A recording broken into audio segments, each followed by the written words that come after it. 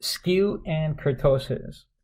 Skew is caused by the value of the outlier terms. In other words, this determines the tail length. Kurtosis, on the other hand, is caused by the frequency of these outlier terms, and therefore it affects the tail width. So let's just stop there just for a second. So when you think of skew or kurtosis, you're thinking about the outlier values. So these are the extreme values at either end of the distribution. So the really, really high numbers or the really, really low numbers. Now, what do you want to know about these extreme values? Well, first of all, what are their values? So, for example, if I'm looking at a positive outlier, is it plus 100 or is it plus 100 million? So tell me the value.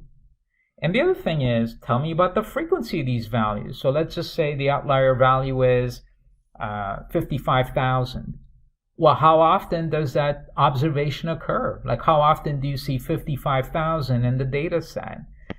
And as we're going to see when we look at our visual illustrations, when you're looking at outliers, because you're looking at the extreme values on either side, it affects the tail of the distribution. Because you can see, just jumping ahead a little bit, the tails represent either the really, really large positive numbers or the really, really large negative numbers. So that's where all these components in our definition are coming from. So first, let's dive into skew. A reminder again, skew concentrates on the value of these extreme numbers. So in the first case, we have zero skew. And what that means is that the outlier values are the same on both sides of the distribution. So the large positive numbers and the large negative numbers are equal in magnitude. So therefore, it results in a symmetric distribution. So both tails, the positive tail and the negative tail, have the same stretch, if you will. So if these two are stretching at the same rate because the positive and negative numbers are equal in size, then the distribution will remain symmetric. So then the analysis becomes as follows. If the distribution is indeed symmetric, in other words, you could see that if I sort of cut a line there, this side looks like the mirror opposite of that side, and that's what symmetric means. What conclusion can you draw about these measures of central tendency? So if it's symmetric, the arithmetic mean will be equal to the median, which will equal to the mode. Right? And from a previous module, we've seen what each measure of central tendency represents. So the average, just very quickly, the average looks at the average of all the values. On the other hand, the median just looks at the value of the middle observation, and the mode is the observation that occurs the most number of times. And you can see why this would be the mode, because if you're looking at the scale, that scale measures frequency or probability. In other words, this tells us, the scale tells us how often does each value occur, right? And you can see that this value, which in our symmetric illustration is the average or the median, this occurs the highest number of times, so it's the most frequent. But that's the definition of mode. It's the observation that occurs the most number of times. So this really is our base case, I should say, when you have sort of a zero skew. But now look what happens when we change the skew. So in the case 2, we have positive skew. And what positive skew means is that the positive outlier values are larger than the negative outlier values. So here's the distribution. So here's the positive values, and more specifically, these are values that are above the mean, whereas these are values below the mean. But nevertheless, you could see the magnitude here versus the magnitude there. So this is what positive skew means. It says these positive outlier values are much larger in size than the negative outlier values. So if that's the case, you could see that the stretch on the right side is greater or lengthier than the stretch on the left side. And as a result, you could see that the distribution gets pulled to the right side. And then you get the following visual, or the following distribution. Okay? And you can see how the distribution is biased towards the positive side, because the positive numbers are so large. Okay, now, ladies and gentlemen, when we get to the distribution, the next task is to determine how the measures of central tendency are lined up. Now, the easiest measure of central tendency to spot is the mode. Why? Because remember what mode is. Mode is the observation that's observed the most number of times, i.e. the most frequent. Well, the most frequent is right there. So this here represents our mode. So the hump.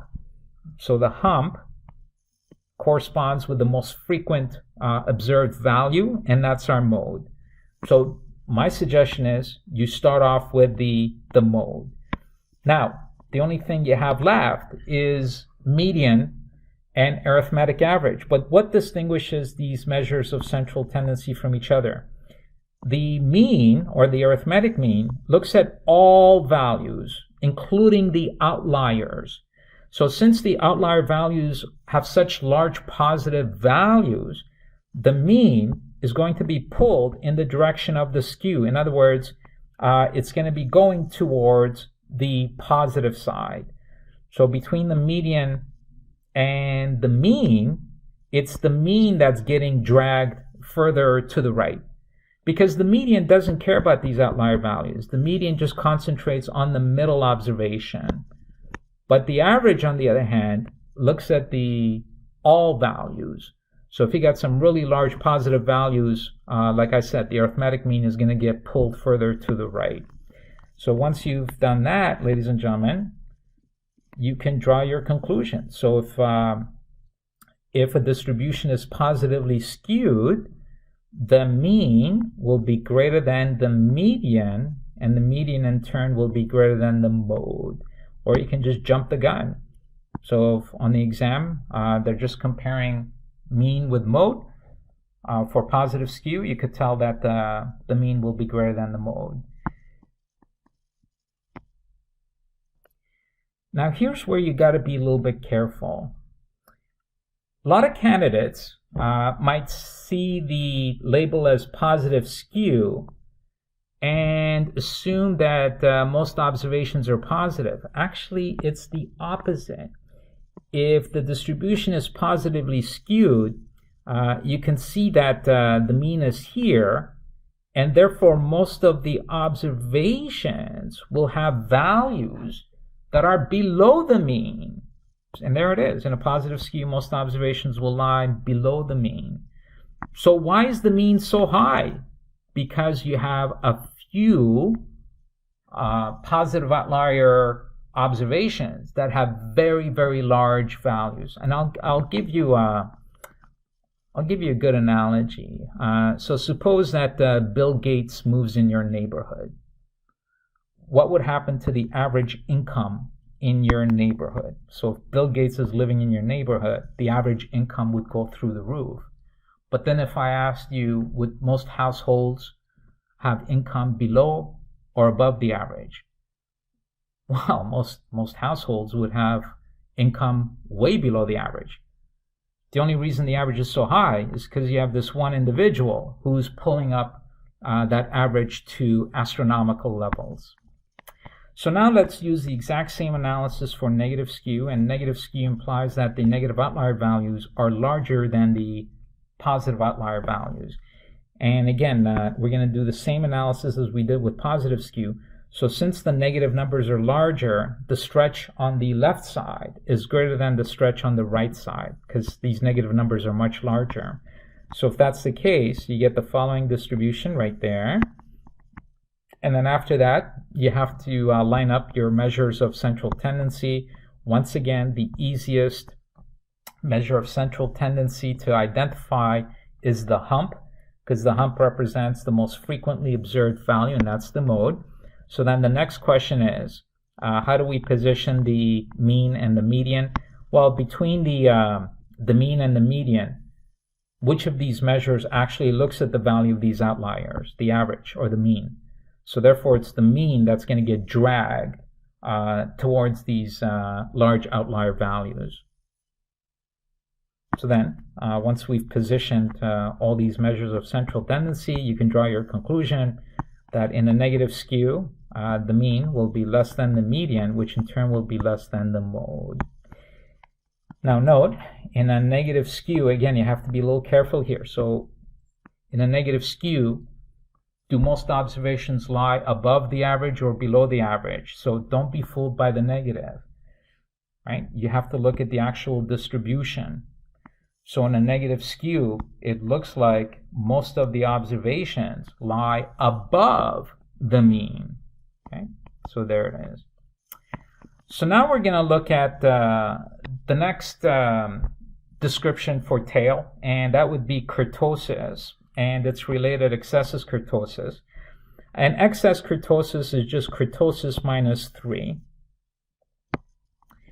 And we have 3 scenarios here. In case 1, we have normal distribution. And remember what kurtosis does. It looks at the frequency of the outlier values. So in a normal distribution, so the frequency of the outliers would be normal, quote unquote. And so this is our benchmark. This is our base case. And if the distribution is normal, meaning that the frequency of the outliers is just normal, kurtosis would be 3. And since excess kurtosis is just kurtosis minus 3, 3 minus 3 is equal to 0. So that's our base case. And again, I remind you, kurtosis refers to frequency, which really translates into tail width. So in the second scenario, we're looking at leptokurtic, and here the outliers occur more frequently than normal, therefore resulting in wider tails. What's the connection? Remember the vertical scale measures frequency. In other words, how often do we observe these values? So here's the outlier. So we know the outlier is occurring in the tails, right? But normal says, so assuming this is our benchmark, the normal, so the red line is normal. So if you tell me that the outliers are occurring more often, so here's an outlier right there, and normal says it occurs this many times. But actually, if it's leptokurtic, it means it's occurring that many times. So it's occurring more often than normal. So that's why you get wider tails. You could see, so this is the tail area, and with leptokurtic, you could see that the tail is wider versus just the normal. Now, if it is leptokurtic, here's how the metrics are going to measure out.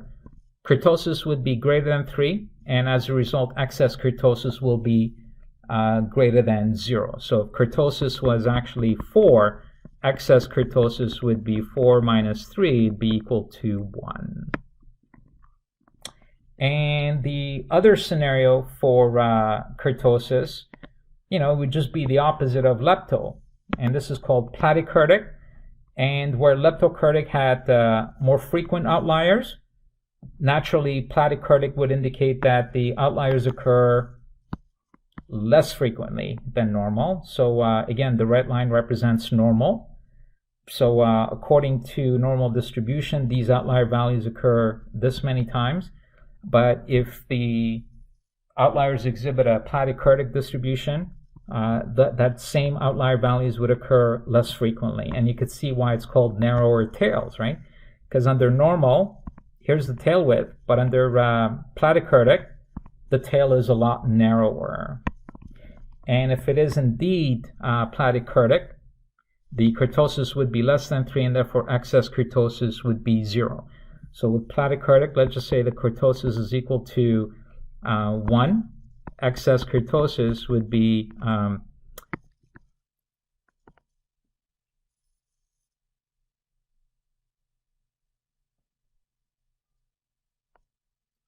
1 minus 3, and therefore it'd be negative 2. So now that you've seen skew and kurtosis, what would be the absolute worst case scenario for portfolio or stock return? Well, in the first case, it would have negative skew. That's pretty bad because it means that these negative outlier returns are much larger. So where you thought maybe minus 20% was a worst case scenario, Now minus 50% is more likely. So you see that the negative values are getting larger, and that's what negative skew is. And at the same time, excess kurtosis is greater than 0, meaning that these very large negative outlier values are occurring more frequently. So where before maybe you thought you might lose minus 20% every 20 years, now with this scenario, we're saying maybe you lose minus 50% every 4 years. So you're getting much larger returns and occurring more frequently, and therefore that would be a worst case scenario.